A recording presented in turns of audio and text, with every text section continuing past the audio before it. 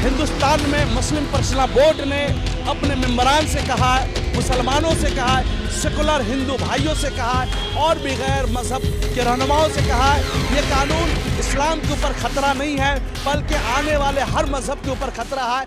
आज इस्लाम धर्म के ऊपर इन्होंने, मोदी सरकार ने वार किया है, कस क्रिश्चियन धर्म के ऊपर करेंगे, उसके बाद बुद्ध धर्म के ऊपर करेंगे, उसके बाद सिख समाज के ऊपर करेंगे।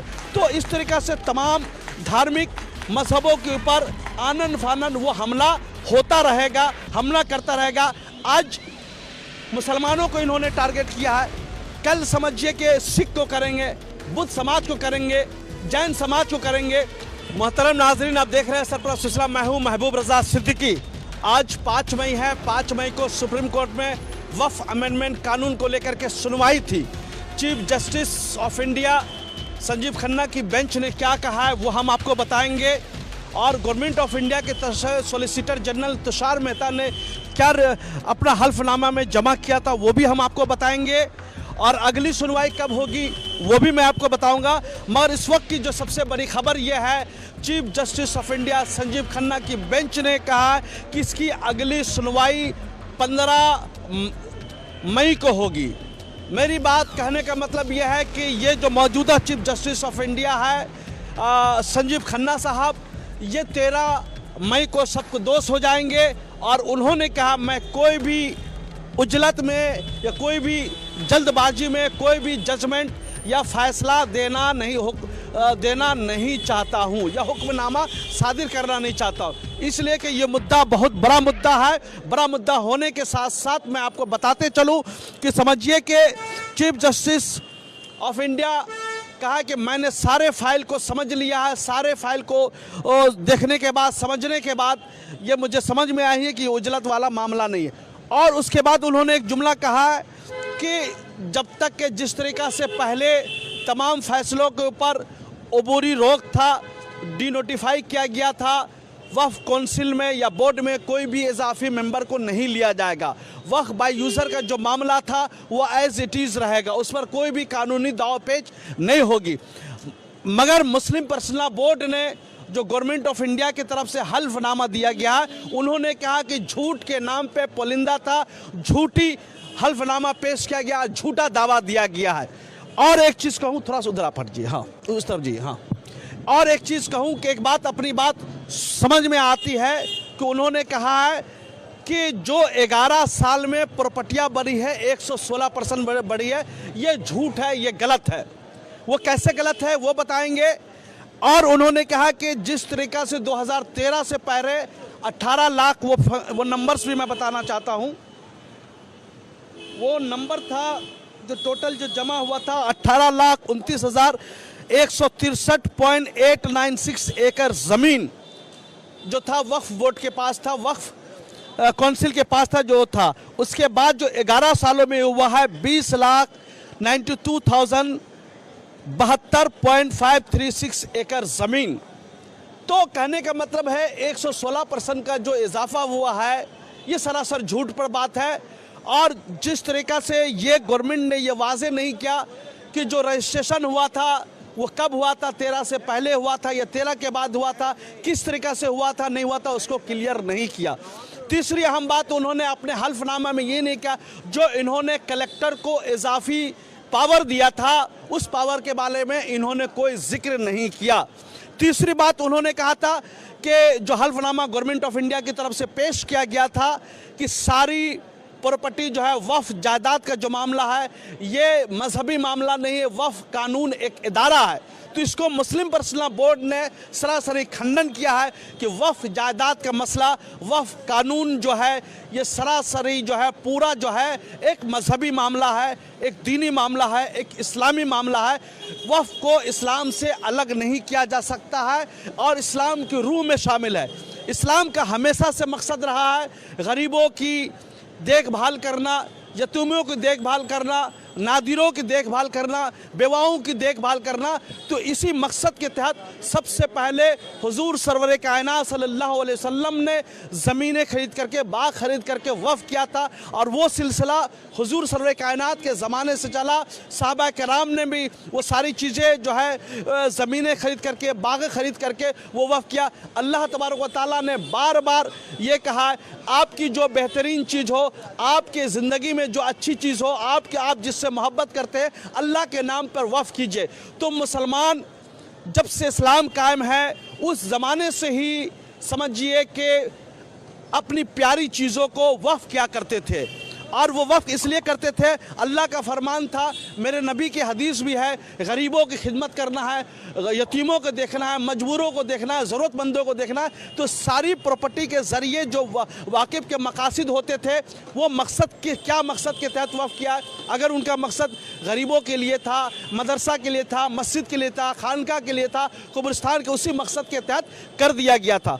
मगर वहाँ पर फिर कहता हूँ, जो मौजूदा चीफ जस्टिस ऑफ इंडिया की बेंच है, जो उन लोग की जो चीफ जस्टिस ऑफ इंडिया है, तो उन्होंने कहा, तो संजीव खन्ना साहब, VK संजय कुमार, KV विश्वनाथन, ये तीनों की टीम थी। तीनों साहब ने कहा कि चीफ जस्टिस ऑफ इंडिया 13 मई को सबको दोष हो जाएंगे। सबको दोष हो जाने के बाद जो है नए चीफ जस्टिस आएंगे BR गवई, वो चार्ज लेंगे।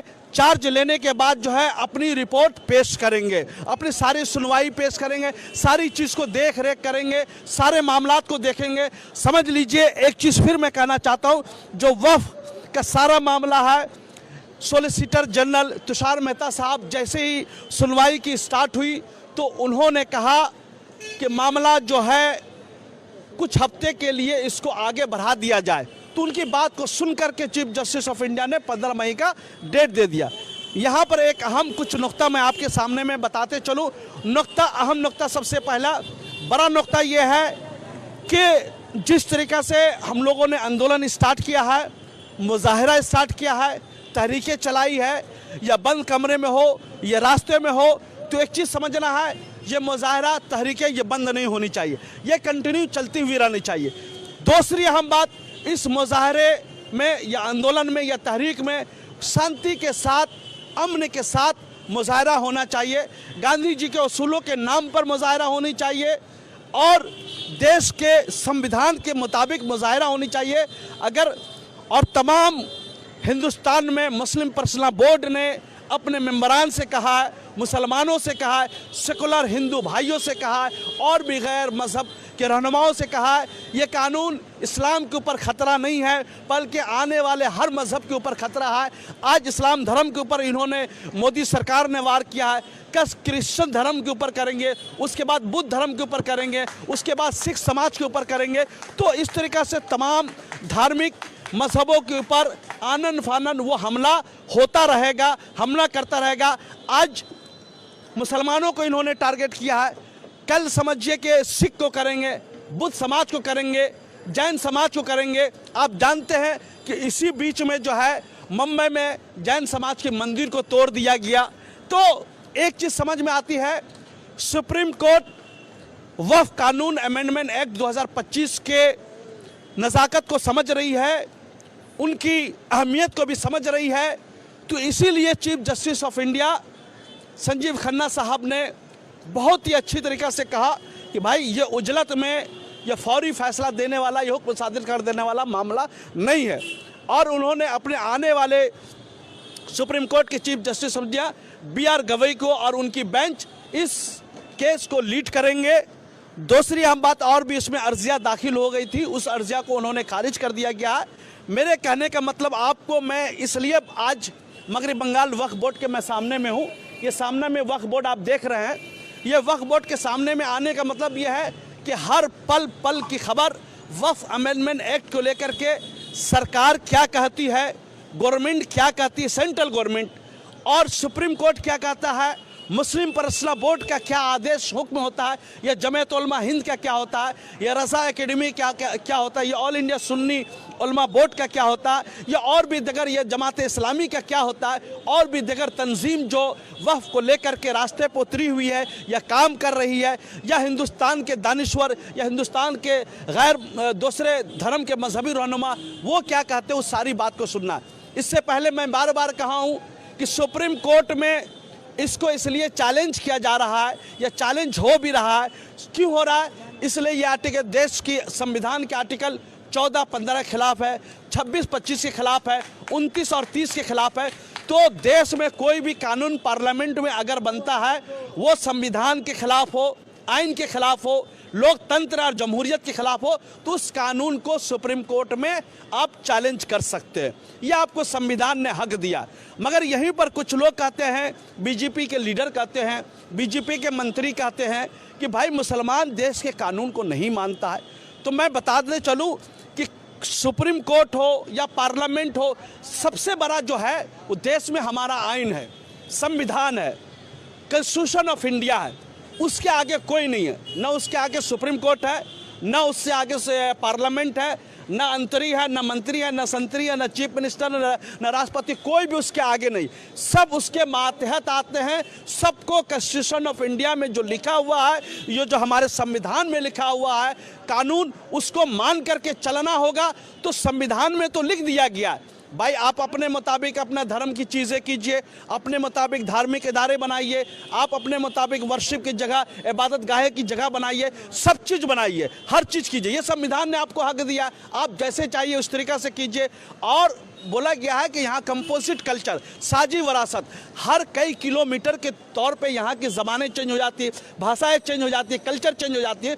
तो ऐसी सूरत हाल में जिस तरीक़ा से बीजेपी सरकार, मोदी सरकार मुसलमानों की इबादत गाहों पर हथौड़ा चला रही है, इबादत गाहों पे हथौड़ा चला रही है, मस्जिद को मिसमार करने की कोशिश की जा रही है, इबादत गाहों को ख़त्म करने, और कई इनकी मकासद जो सिर्फ सिंगल एजेंडा है, मुसलमानों की जगह ज़मीन को कब्ज़ा कर लेना, उनकी इबादत गाहों पर कब्ज़ा कर लेना, उनकी खानकाहों को ख़त्म कर देना, सब उसकी नज़र है।